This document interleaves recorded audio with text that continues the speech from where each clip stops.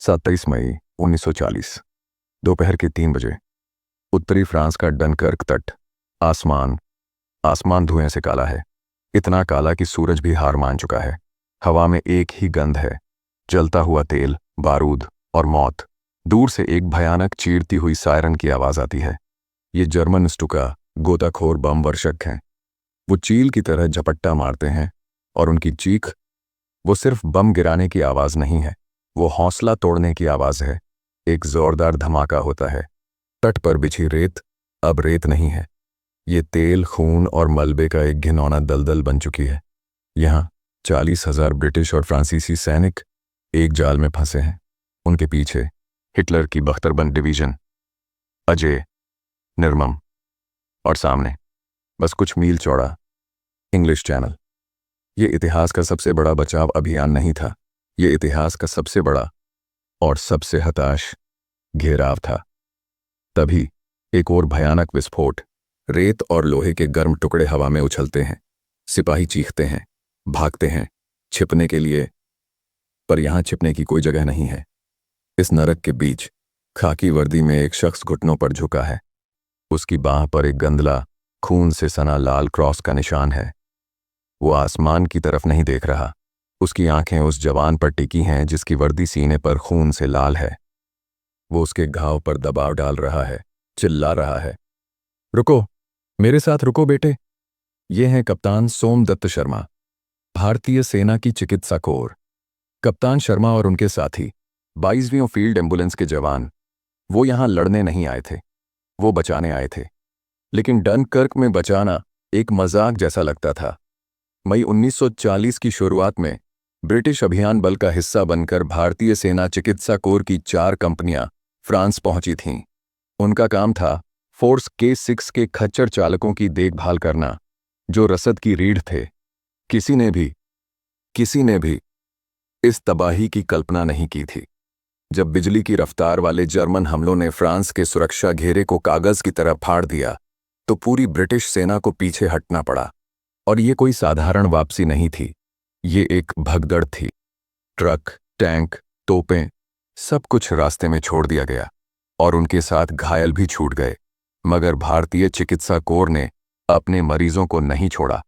कप्तान शर्मा और उनके आदमियों ने घायल सैनिकों को स्ट्रेचर पर अपनी पीठ पर लादकर मीलों तक ढोया। वो उस विशाल घबराई हुई भीड़ का हिस्सा बन गए जो डनकर्क के तट की ओर बढ़ रही थी। अब वो यहां फंसे हैं। जर्मन हवाई सेना ने साफ कर दिया था, वो लाल क्रॉस का सम्मान नहीं करेंगे। एम्बुलेंस, अस्पताल के तंबू या तट पर इंतजार करते निहत्थे सैनिक, हर चीज निशाना थी। कप्तान शर्मा उस घायल सिपाही को देखते हैं। उन्हें पता है कि उनके पास दर्द निवारक दवा खत्म हो रही है। पट्टियां गीली और रेत से भरी हैं। साफ पानी सोने से ज्यादा कीमती है। उनके चारों ओर हजारों सैनिक समुद्र को घूर रहे हैं, ब्रिटेन से आने वाले जहाज़ों का इंतजार कर रहे हैं, छोटी नावों का। लेकिन कप्तान शर्मा इंतजार नहीं कर सकते, क्योंकि जब एक डॉक्टर जंग के मैदान में होता है तो जंग उसके लिए नहीं रुकती और न ही मौत रुकती है। कप्तान शर्मा अपना चिकित्सा थैला उठाते हैं। रेत और धुएं के बीच वो अगले घायल की ओर बढ़ते हैं। डनकर्क का चमत्कार अभी शुरू भी नहीं हुआ था, लेकिन कप्तान शर्मा का नरक अभी शुरू हुआ था। डनकर्क का तट, ये तट नहीं था, ये दुनिया का सबसे बड़ा प्रतीक्षालय था। एक ऐसा प्रतीक्षालय जिसकी छत आसमान थी और वो आसमान मौत बरसा रहा था। पूरे तट पर टूटे हुए ट्रकों, जलती हुई गाड़ियों और छोड़े गए उपकरणों के ढेर लगे थे। ये ब्रिटिश साम्राज्य की हारी हुई सेना का कबाड़खाना था, और इस कबाड़खाने के बीच इंसान थे, जिंदा, मुर्दा, और वो जो इन दोनों के बीच फंसे थे। कप्तान सोमदत्त शर्मा और उनके साथियों ने, 22वीं और 23वीं फील्ड एम्बुलेंस के डॉक्टरों ने वही किया जो उन्हें सिखाया गया था। उन्होंने एक अस्पताल स्थापित किया। अस्पताल, यह शब्द भी एक मजाक था। उनकी कोई इमारत नहीं थी, कोई तंबू नहीं था, कोई साफ कीटाणु रहित कमरा नहीं था। उनका अस्पताल तट पर रेत में खुदे गड्ढे थे, या किसी टूटी हुई इमारत का तहखाना जिसकी दीवारें हर धमाके के साथ कांपती थीं। यहां इस अंधेरे तहखाने में, जिसे वे अग्रिम चिकित्सा केंद्र कहते थे, कप्तान शर्मा काम कर रहे थे। रोशनी रोशनी के नाम पर उनके पास सिर्फ कुछ लालटेनें थीं, जिनका तेल भी खत्म होने वाला था, या फिर उनके शल्य चिकित्सा के औजारों पर बाहर होते धमाकों की कौंध। उनके मरीज वो सिर्फ ब्रिटिश नहीं थे, घायल फ्रांसीसी सैनिक, बेल्जियम के सैनिक और हाँ, उनके अपने फोर्स K6 के भारतीय खच्चर चालक भी। दर्द की कोई राष्ट्रीयता नहीं होती। बाहर जर्मन हवाई सेना की गश्त जारी थी, हर 20 मिनट में, जैसे घड़ी मिला रखी हो। जर्मन पायलट नीचे उड़ते, तट पर कतार में लगे सैनिकों पर मशीन गन से गोलियां बरसाते। वो मजे के लिए शिकार कर रहे थे। एक घायल सिपाही का राहता है, उसकी टांग में बम के टुकड़े, श्रापनेल लगे हैं। कप्तान शर्मा को पता है कि अगर इसे काटा नहीं गया तो जहर, गैंग्रीन उसे मार डालेगा। उनके पास बेहोशी की दवा लगभग खत्म हो चुकी थी। वे सिपाही को थोड़ी शराब देते हैं और उसके दांतों के बीच दबाने के लिए चमड़े की एक बेल्ट। ये शल्य चिकित्सा नहीं थी, ये कसाई का काम था, जो एक कुशल चिकित्सक को मजबूरी में करना पड़ रहा था। हर चीरा, हर कट इस उम्मीद में लगाया जा रहा था कि ये सिपाही तट से निकलने तक जिंदा रह जाए। कप्तान शर्मा और उनके साथी डॉक्टर, जैसे कप्तान BC पॉल और कप्तान B.N बास्क, वे सब एक ही हकीकत जी रहे थे। वे सिर्फ डॉक्टर नहीं थे, वे यह तय करने वाले थे कि कौन जिएगा, कौन मरेगा और किसकी जान बचाने की कोशिश की जा सकती है। ये एक डॉक्टर के लिए सबसे अमानवीय काम है। कप्तान शर्मा एक सिपाही को देखते हैं जिसके घाव बहुत गहरे हैं। वो जानते हैं कि इस पर 30 मिनट लगाने का मतलब है बाहर रेत पर पड़े उन 3 सैनिकों को मरने देना जिन्हें बचाया जा सकता है। वो उस मरते हुए सिपाही को दर्द निवारक दवा का एक इंजेक्शन देते हैं, उसे आराम से जाने देने के लिए, और फिर वो अगले मरीज की ओर बढ़ जाते हैं। उन्होंने 24 घंटे से नींद नहीं ली थी, 48 घंटे। खाना किसी को याद नहीं। पानी की एक एक बूंद को उबाला जा रहा था, सिर्फ ऑपरेशन के लिए। पीने का पानी वो खून से सना गंदला पानी था जो सिपाहियों को पीना पड़ रहा था। और ये सब लगातार बमबारी के बीच हो रहा था। हर धमाका उनके अस्थायी अस्पताल में रेत और धूल उड़ा देता, जो ताजे घावों पर जा गिरती। कप्तान शर्मा को पता था कि वो यहां से निकल नहीं सकते, कम से कम तब तक नहीं जब तक लड़ने वाले सैनिक ना निकल जाएं। चिकित्सा कोर का सिद्धांत था, सबसे पहले और सबसे आखिर में। वो जानते थे कि अगर जर्मन टैंक आ गए तो लाल क्रॉस उन्हें नहीं बचाएगा। उन्हें या तो गोली मार दी जाएगी या युद्धबंदी बना लिया जाएगा। लेकिन अभी ये चिंता का विषय नहीं था। अभी सिर्फ एक ही चीज मायने रखती थी, अगला स्ट्रेचर, अगली धड़कन, अगली चीख। बाहर से एक जोरदार आवाज आती है, जहाज जहाज आ गए हैं। ऑपरेशन डायनामो शुरू हो चुका था। ऑपरेशन डायनामो, ये नाम इतिहास में एक चमत्कार के रूप में दर्ज है, लेकिन उस तट पर यह चमत्कार खून मांग रहा था। जहाज आ गए थे, लेकिन वो किनारे पर नहीं आ सकते थे। रेत उथली थी। बड़े विध्वंसक जहाज, डिस्ट्रॉयर, मीलों दूर गहरे पानी में इंतजार कर रहे थे। उन तक पहुंचने का सिर्फ एक ही रास्ता था, दमोल। दमोल ये बंदरगाह का एक लंबा, पतला, आधा मील लंबा पत्थर का रास्ता था जो समुद्र के अंदर तक जाता था। ये इतना संकरा था कि इस पर बमुश्किल कुछ लोग साथ चल सकते थे, और यही मौत का गलियारा बन गया। जर्मन पायलटों को अपना निशाना मिल गया था। उन्हें पता था कि हर सैनिक को जिंदा निकलने के लिए उस पतले से रास्ते पर आना ही होगा। वे उस संकरे रास्ते पर एक सीधी कतार में खड़े थे, निहत्थे, बेबस, आसमान को घूरते हुए। ये एक कतार नहीं थी, ये जर्मन पायलटों के लिए टारगेट प्रैक्टिस थी। कप्तान शर्मा के लिए एक नई चुनौती शुरू हो गई थी। उनके घायल मरीज उस मोल तक या पानी में इंतजार करती छोटी नावों तक खुद चलकर नहीं जा सकते थे। अब काम शुरू हुआ भारतीय चिकित्सा कोर के नर्सिंग सहायकों, नर्सिंग ऑर्डरलीज का। वे निहत्थे थे, सिवाय अपने स्ट्रेचर के। कप्तान शर्मा और उनके आदमी एक स्ट्रेचर को उठाते हैं। उस पर एक फ्रांसीसी सैनिक है। वे खुली रेत को पार करते हैं। हर कदम एक संघर्ष है। रेत पैरों को जकड़ लेती है। तभी एक जर्मन मैसरशमिट फाइटर तेजी से नीचे आता है।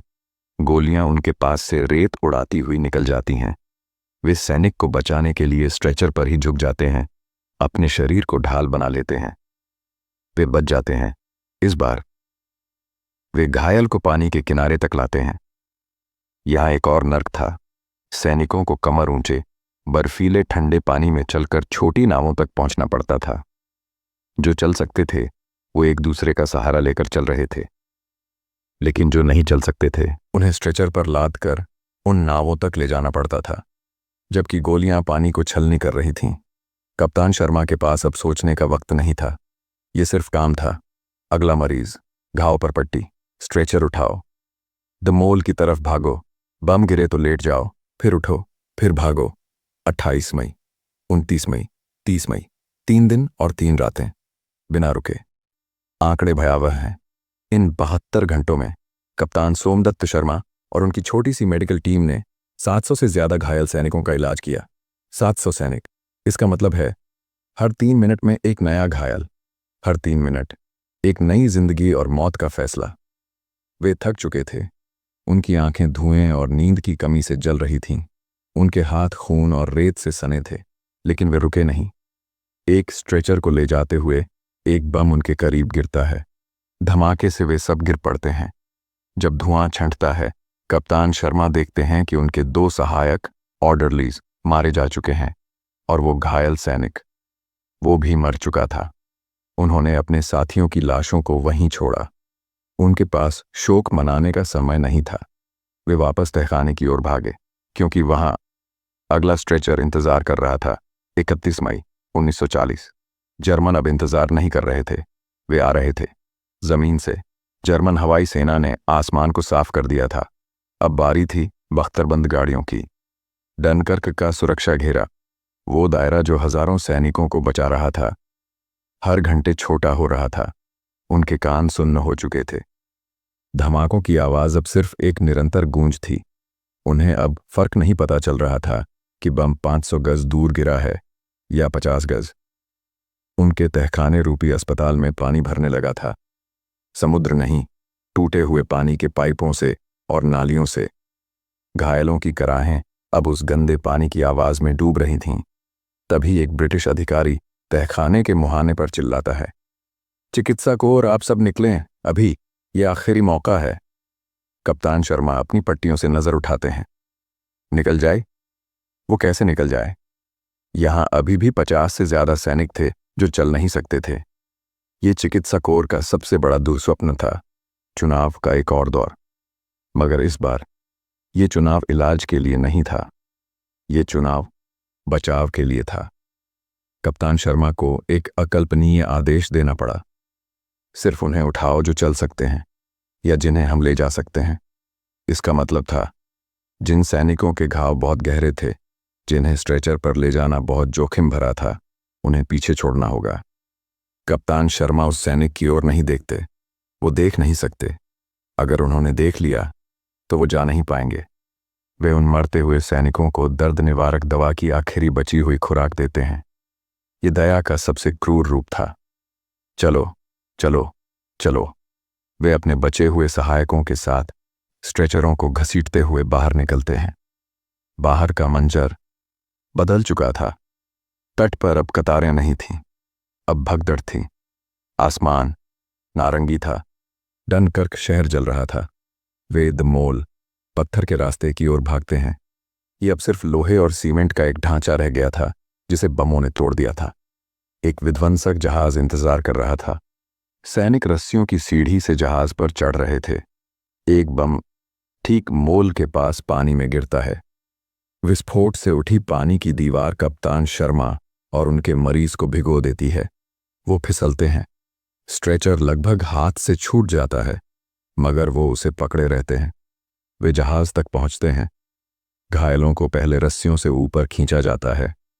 कप्तान शर्मा के हाथ पट्टियां बांधते बांधते सख्त हो चुके थे। अब रस्सियों पर कांप रहे थे। वे ऊपर चढ़ते हैं। जैसे ही वो डेक पर गिरते हैं, वो वापस किनारे की ओर देखते हैं। डनकर्क जल रहा था और उस जलते हुए तट पर हजारों सैनिक अभी भी फंसे थे और उनका अस्थायी अस्पताल, उनके मरीज जिन्हें वो पीछे छोड़ आए थे। जहाज मुड़ता है। कप्तान सोमदत्त शर्मा ने 72 घंटों में पहली बार अपनी पीठ सीधी की। उन्होंने 700 लोगों का इलाज किया था, लेकिन उन्हें याद सिर्फ वो रहेंगे जिन्हें वो बचा नहीं सके। वे बच गए थे, कम से कम वे तट से दूर थे। कप्तान शर्मा जिस ब्रिटिश विध्वंसक जहाज डिस्ट्रॉयर पर थे, वो खचाखच भरा हुआ था। डेक पर पैर रखने की जगह नहीं थी। ये अब सैनिक नहीं लग रहे थे। ये एक आपदा से बचे हुए शरणार्थी थे। किसी के पास राइफल नहीं थी, किसी के पास हेलमेट नहीं था। बस उनकी गीली वर्दियां थीं जो उनके शरीर से चिपकी हुई थीं, और उनके बीच घायल थे। डेक पर जहां भी जगह मिली, घायलों को लिटा दिया गया था। कप्तान शर्मा ने डनकर्क को जलते हुए देखा। वो धुआं मीलों दूर से भी दिखाई दे रहा था। वो एक विशाल काले स्मारक जैसा था उन 40,000 फ्रांसीसी सैनिकों के लिए जो पीछे छूट गए थे। लेकिन मौत ने अभी उनका पीछा नहीं छोड़ा था। इंग्लिश चैनल, ये नर्क का महामार्ग, हेल्स हाईवे बन चुका था।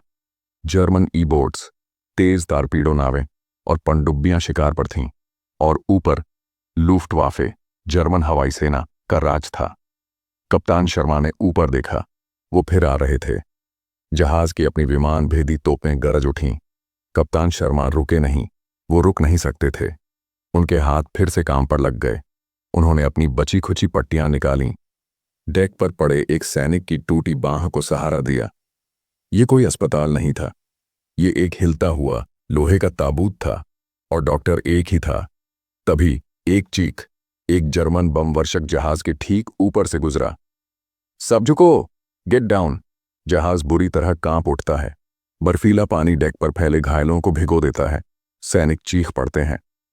कप्तान शर्मा ने एक घायल को कसकर पकड़ लिया ताकि वो छिटक कर समुद्र में न गिर जाए। उन्होंने आंखें बंद कीं, शायद बस एक पल के लिए।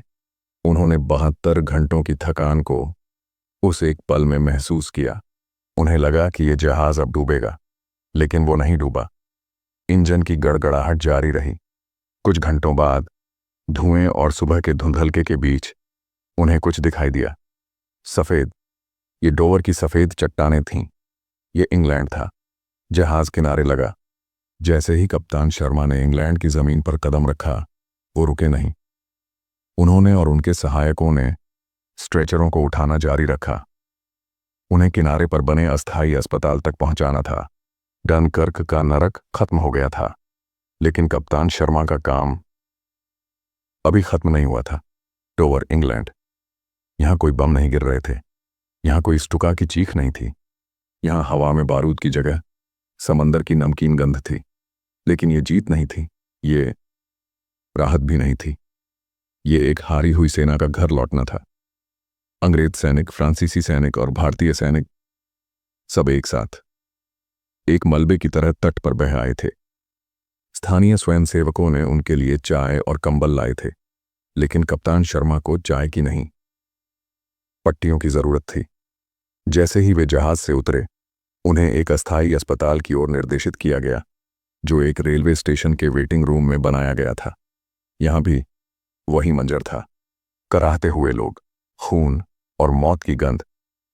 कप्तान शर्मा ने अपने कोट की आस्तीन ऊपर चढ़ाई। उनके हाथ अभी भी डनकर्क की रेत और खून से सने थे। उन्होंने एक ब्रिटिश नर्स को देखा जो एक घायल के घाव पर दबाव डालने की कोशिश कर रही थी। मैं मदद करता हूं, उन्होंने बस इतना कहा। अगले कई घंटों तक, डनकर्क के 72 घंटों के बाद भी, कप्तान शर्मा ने काम करना जारी रखा। वे तब तक नहीं रुके जब तक कि वे सचमुच थकान से गिर नहीं गए। जब वे जागे तो वे एक अस्थायी चारपाई पर थे। उन्हें पता चला कि डनकर्क से 3,28,000 से ज्यादा सैनिकों को बचा लिया गया था। इसे एक चमत्कार कहा जा रहा था, लेकिन कप्तान शर्मा जानते थे। उन्होंने उस चमत्कार की कीमत अपनी आंखों से देखी थी। उन्होंने उन 700 सैनिकों को देखा था जिनका उन्होंने इलाज किया था, और वो उन सैनिकों को कभी नहीं भूल सकते थे जिन्हें वे पीछे छोड़ आए थे। कप्तान सोमदत्त शर्मा और भारतीय सेना चिकित्सा कोर के उनके साथी, जैसे कप्तान BC पॉल और कप्तान B. रॉन्डेन, बासक। वे गुमनाम नायक थे। वे उस समय हीरो नहीं माने गए थे। वे बस अपना फर्ज निभा रहे थे। लड़ाई अभी खत्म नहीं हुई थी। ये तो बस शुरुआत थी। लेकिन डनकर्क के उन 3 भयानक दिनों में, जब दुनिया नर्क बन गई थी, जब इंसानियत ने दम तोड़ दिया था, तब एक भारतीय डॉक्टर रेत पर बने अपने अस्थायी अस्पताल में बिना थके, बिना रुके, इंसानियत को जिंदा रखे हुए था। उनकी बहादुरी, उनके फर्ज के प्रति समर्पण और उस अकल्पनीय दबाव में 700 लोगों की जान बचाने के लिए कैप्टन सोमदत्त शर्मा को बाद में मेंशन्ड इन डिस्पैचेस से सम्मानित किया गया, जो युद्ध के मैदान में असाधारण वीरता के लिए दिया जाता है।